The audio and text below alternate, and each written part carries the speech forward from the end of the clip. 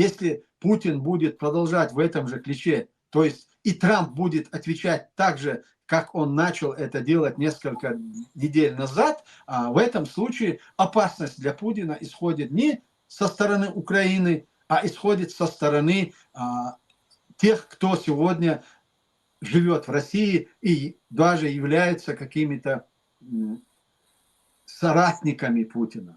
Ну, один какой-то ефрейтор, сержант, один выстрел в удобном месте и в удобное время может разрешить все эти вопросы.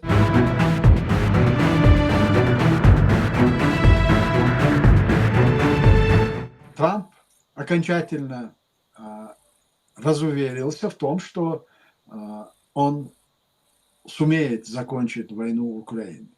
И его раздраженность в большей степени относится к тому, что Путин сделал мечту Трампа стать лауреатом Нобелевской премии мира несбыточной. И Трамп это окончательно понял. И мне кажется, сегодня уже сложилась совершенно другая ситуация с другими реалиями. С Европейским Союзом Трамп уже определился, они сделку завершили, и обе стороны довольны тем, чего они добились. Это говорит о том, что союз и сотрудничество между Соединенными Штатами Америкой и Европейским Союзом определились окончательно. И то, на что рассчитывал Путин, что ему удастся расколоть Европейский Союз и Атлантический альянс, это тоже кануло в небытие. Это тоже Путин сегодня осознал. И осознает все, кто сегодня продолжают настаивать на достижении цели СВО, которые были озвучены Путиным, то есть уничтожение украинского государства. И, конечно же, сегодня и Соединенные Штаты Америки, и Европейский Союз не позволят сделать это России. Я абсолютно в этом уверен. Если до сих пор Трамп на самом деле он занимал сторону Путина, вот ведя все эти разговоры, ожидания, ну, на самом деле сегодня окончательно состоялся вот этот разрыв. Я так думаю. Потому что и тут есть очень и объективные, и субъективные, и Мелани, и то, что сегодня американцы понимают, и скандал с Эпштейном, и все эти моменты сложились так, что Трампу придется заявлять и делать что-то очень серьезное, чтобы отвлечь внимание от всех этих негативных процессов, которые сегодня не в пользу Трампа складываются в Соединенных Штатах Америки. И я уверен, и я думаю, в любом случае, я думаю, что так и произойдет. Сегодня Соединенные Штаты Америки наконец-то начнут реализовывать те обязательства, которые Соединенные Штаты Америки взяли на себя в 1994 году, когда вынудили Украину отказаться от ядерного оружия и стали гарантами территориальной целостности этой страны. И, конечно же, Соединенные Штаты Америки, кто бы ни находился во главе государства, преемственность политики и преемственность обязательств, которые они берут на себя, оно никуда не делось. Вот до сих пор было непонятно, почему Соединенные Штаты Америки не выполняют те обязательства, которые они взяли на себя в 1994 году. Но вот с этого времени, мне кажется, начинается эпоха вот именно того, что Соединенные Штаты Америки будут всецело поддерживать Украину в их праведной войне и будут помогать украинцам достичь справедливого мира. А это возможно только через силовой вариант. Это значит, что Соединенные Штаты Америки должны и обязаны усиливать поддержку, укреплять вооруженные силы и добиваться того, чтобы украинцы все-таки отстояли и свою независимость, и привели к ситуации, к тому, что Россия перестанет другим государством. То есть Россия трансформируется во что-то другое, какое-то государственное образование, чтобы в последующем мир был спокоен за будущее, свое будущее. И что это будет означать, что Россия перестанет представлять угрозу для всего цивилизованного мира. Вот это окончательный результат для и Европейского Союза, и для Украины, и для Соединенных Штатов Америки. Ахмед Халидович, ну получается, что если Песков говорит, что мы намерены продолжать войну, значит Трампу придется однозначно ввести санкции. Можно ли говорить все-таки о том, что они все-таки будут стопроцентные, да? Тем более речь идет о Китае, также, да, страны, которые покупают российскую нефть, Индия, Бразилия, или все-таки это вот, например, может коснуться Бразилии, например, а Китая уже не в такой степени? Я уверен в том, что инструментов у Соединенных Штатов Америки оказывать давление на Россию, их очень много. И не только те, которые озвучены, связанные с тарифами, санкциями, а есть еще и те, которые они не озвучивали, но они их имеют. И, конечно же, Россия это понимает и знает, что у них есть такие рычаги. Именно поэтому они сегодня еще продолжают по инерции говорить о том, что они хотят добиться переговоров, добиться мира, долгосрочного мира. Но для них долгосрочный мир – это уничтожение украинского государства. И вот те меморандумы, которыми обменялись Украина и Россия в результате вот этих разговорчиков в Стамбуле, которые называются переговоры, они разнятся, как земля и небо. Россия на сегодняшний день не готова и не примет условия, которые выдвигает Украина. То есть Украина пытается отстоять и свою целостность, и суверенитет, и не будет торговаться своими территориями. А для России эти варианты неприемлемы, если они не добьются полной капитуляции со стороны Украины и отказ от развития или же стремления в международные какие-то институты. И Европейский Союз, и НАТО, и ряд много других возможностей у Украины как суверенного государства создавать даже отдельные какие-то блоки, чем практически Украина и занимается на самом деле. Это, конечно, не может устраивать Россию. И в этой ситуации, как бы Трамп ни просил, ни настаивал, какие бы угрозы со стороны Соединенных Штатов Америки или Европейского Союза не были, Путин не может остановить войну. Остановление войны вот в сегодняшней ситуации, даже вот с теми территориями, которые они уже оккупировали, этот вариант даже не устраивает Путина. Потому что это будет для Путина поражение. Это будет для Путина то, что он обещал вот этому быдло населению и армии, он не выполнил. Это значит, вот эта миллионная армия, которая сегодня задействована в войне против Украины, она, если наступит перемирие, она освобождается. А экономика вся уже переведена на военные рельсы. И Путин в этой ситуации не только не остановит войну, он будет добиваться эскалации. Пока идет война, Путин существует и как политик, и как национальный лидер. Как только останавливается война, Путин превращается в изгоя, Путин превращается в военного преступника. И в этой ситуации он не может на это пойти просто. Вот почему это было непонятно Трампу с самого начала или его администрации, вот это мне непонятно на самом деле. Ахмед Халидович, если вы говорите о том, что Путин не остановится, по факту он тогда говорит Трампу нет, означает ли тогда, что Соединенные Штаты и Европа вооружат Украину до зубов для полного разгрома тогда армии РФ? Потому что выход тогда только... Все совершенно правильно, Евгения. Другого выбора Путин ни Соединенным Штатам Америки, ни Европейскому Союзу Путин не оставил. И поэтому и Европейский Союз, и Соединенные Штаты Америки будут добиваться военной победы над Россией в Украине. Военной победы над Россией в Украине. Это единственный выход изменить существующую ситуацию, изменить сегодняшние реалии. Только военное поражение.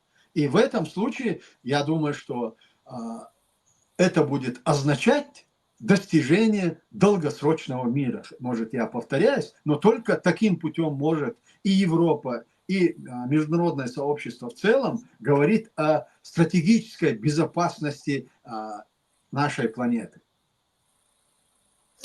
Да, но вот смотрите, спикер Джонсон говорил о том, что война затянулась и пора ее заканчивать. Но все-таки, если принято решение, скажем так, ну, усиливать Украину, тогда речь идет о поставках вооружений в скорых сроках. Имеется в виду, что вот именно когда мы говорим о всех этих дедлайнах, можно ли тогда говорить, что Украина вот все получит? Вы знаете, не порционно, как это происходило, да, там, или мы ждали каких-то принятых решений, а именно вот одновременно. Евгения, ни один из аналитиков, которые сегодня наблюдают за этими процессами, не может стопроцентно говорить о том, что идет пропорциями идет, недостаточно идет. Украина вооружается ежедневно.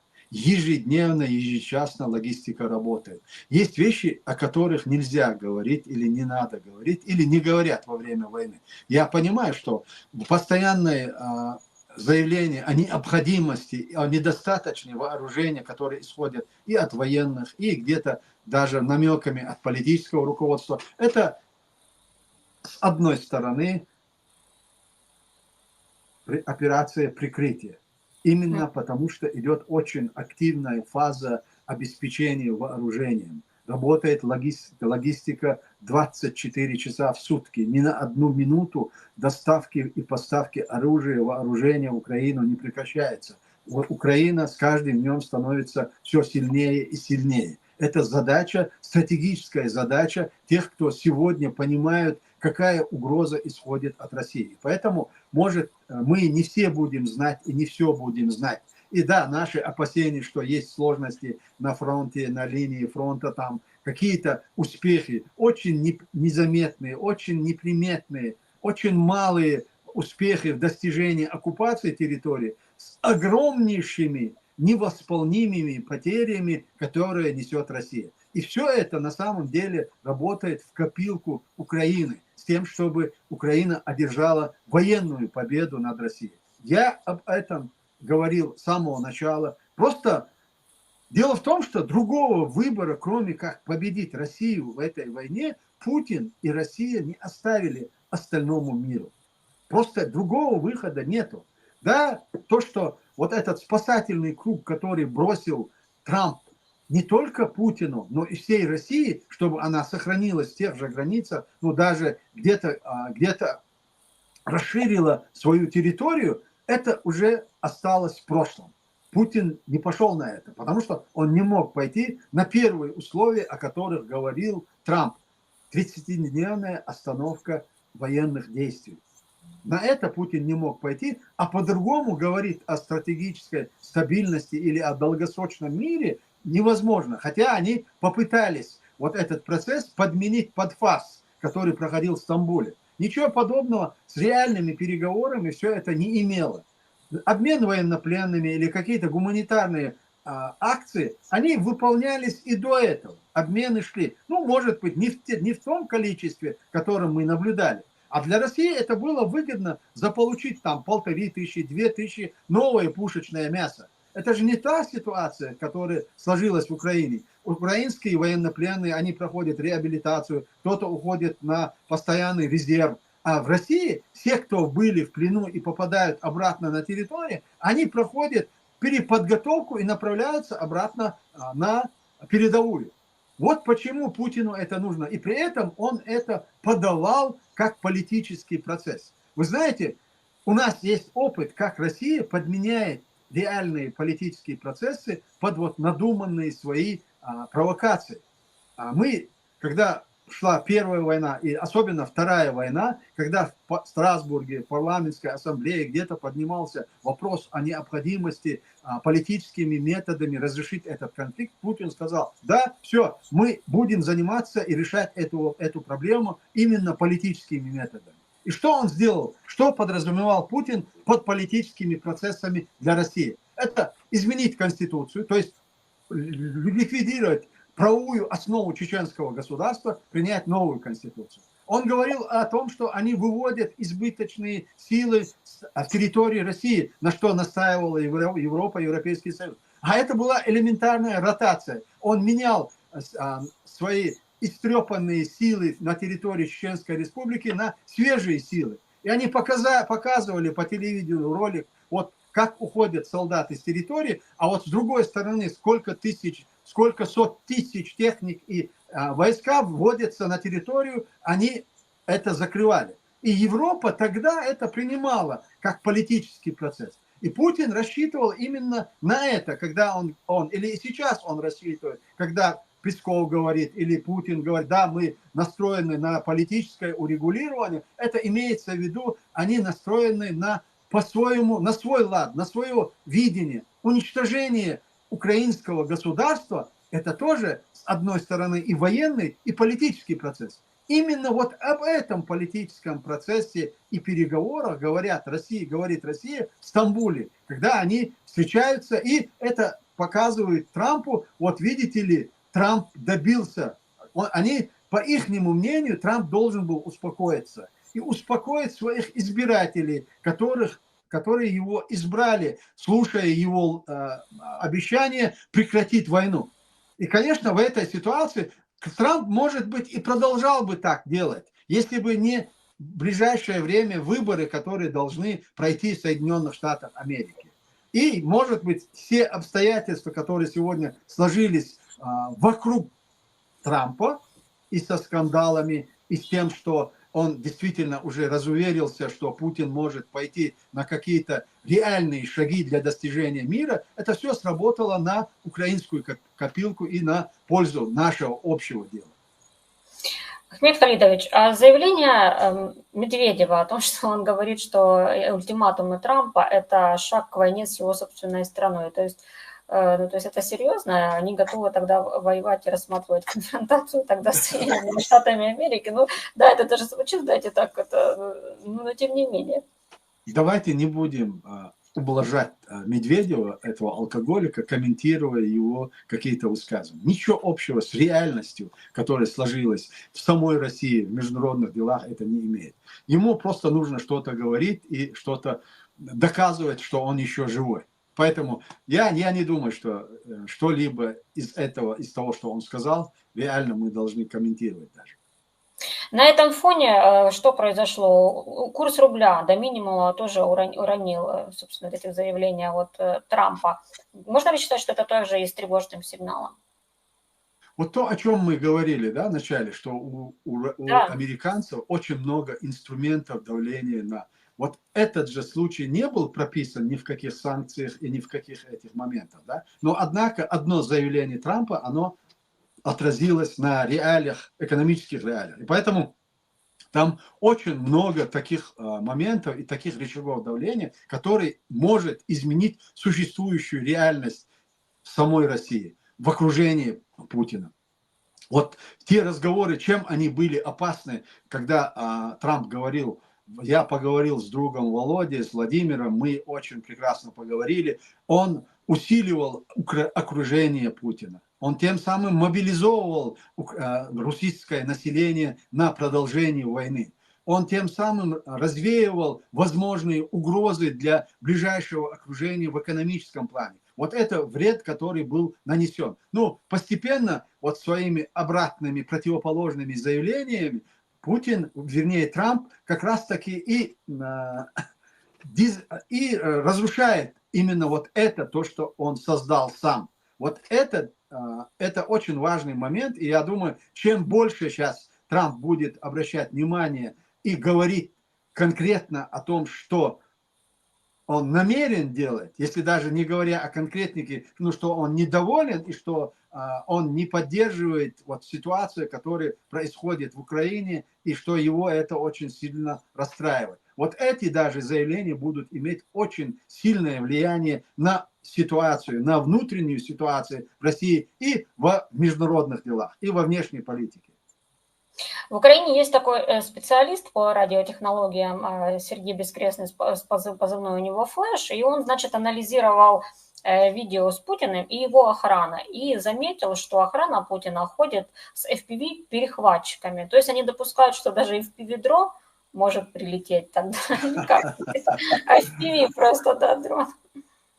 Дело в том, что у России очень много денег еще и на обеспечение безопасности Путина, и на обеспечение, и на продолжение этой войны в том виде, в котором они ее сегодня видят. Конечно же, они, начиная с 2001-2002 года, в мире нету ни одного диктатора и лидера, на которого расходуют столько средств, которые расходуются на обеспечение безопасности Путина.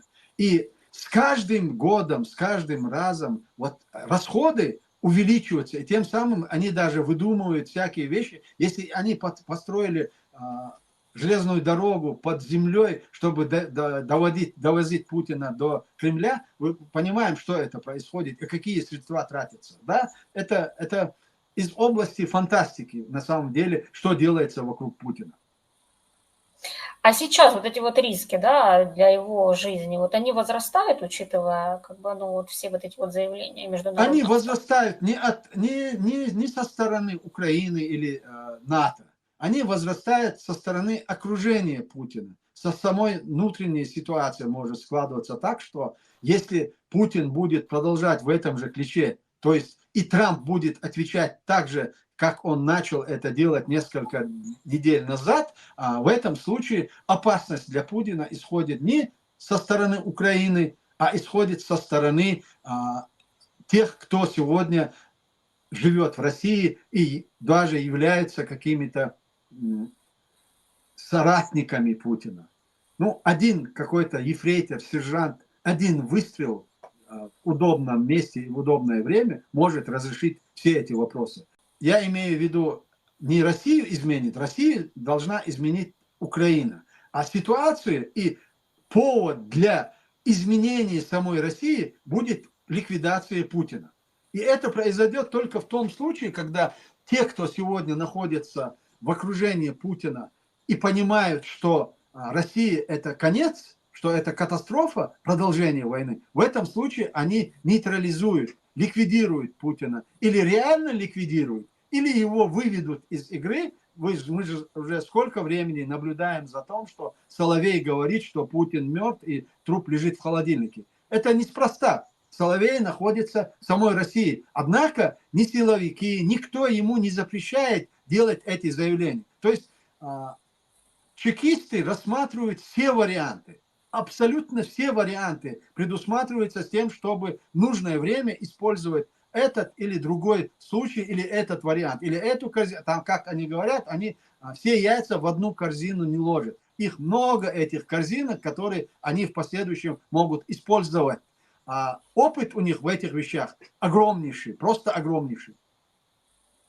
Ахмед Халидович, есть еще такая важная информация. ОСИНТ-исследователи, они геолоцировали ряд московских башен ПВО и пришли к выводу, что, в принципе, сейчас все строится вокруг центра, такое малое Московское кольцо, а не большое Московское кольцо. Получается, они выстраивают систему противовоздушной обороны таким образом, что как бы именно центр защищается, а именно Московское, то большое кольцо, оно как бы откладывается. Так что это тогда означает? Защищает себя, свои дачи, да, а остальные тогда москвичи как? Это путинская паранойя на самом деле. Он обеспокоен тем, что как все складывается вокруг него. И в этой ситуации, да, это его паранойя, и те, которые сегодня находятся в ближайшем окружении, они понимают, что они тоже находятся под риском. И поэтому они все это делают.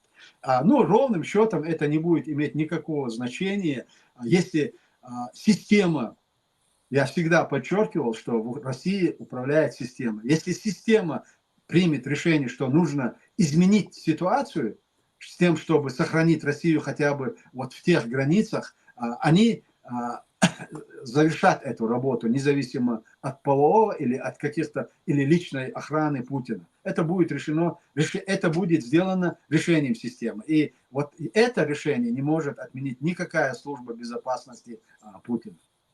Ахмед Халидович, а будет ли этому способствовать ситуация, которая складывается, ну, в принципе, с Аэрофлотом, да, хакерская атака, там второй день отменяются рейсы. В принципе, мы видим, как аэропорты закрываются, и как бы рейсы также отменяются, либо откладываются, и в принципе мы видим, да, что происходит с этой отраслью. Это также является таким вот маркером, о котором вы говорите, когда именно окружение уже поймет, что все, и надо тогда действовать. Абсолютно, да. До тех пор, пока и само население, быдло население, и само ближайшее окружение не почувствует, что война возвращается к ним домой, ничего не могло измениться. И сегодня вот те активные фазы, которые проводят и ВСУ, и другие группы, которые противостоят российской агрессии, они сегодня реально меняют существующий формат.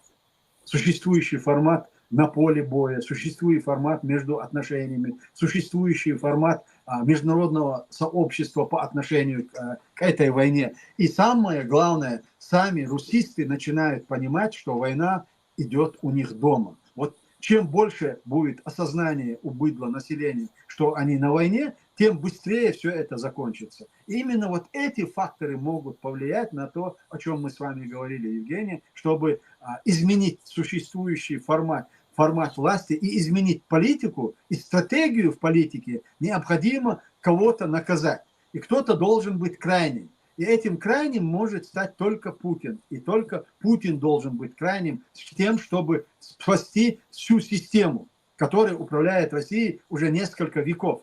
И вот это Путин тоже понимает, потому что он стал частью этой системы. Он согласился добровольно взять на себя вот эту миссию, эту роль, которую он сегодня выполняет. Если бы он свои первые сроки, 8 лет, оттарабанил бы и ушел бы из политики, или же хотя бы на какое-то время отошел бы от первой роли, он, можно сказать, он бы спасся.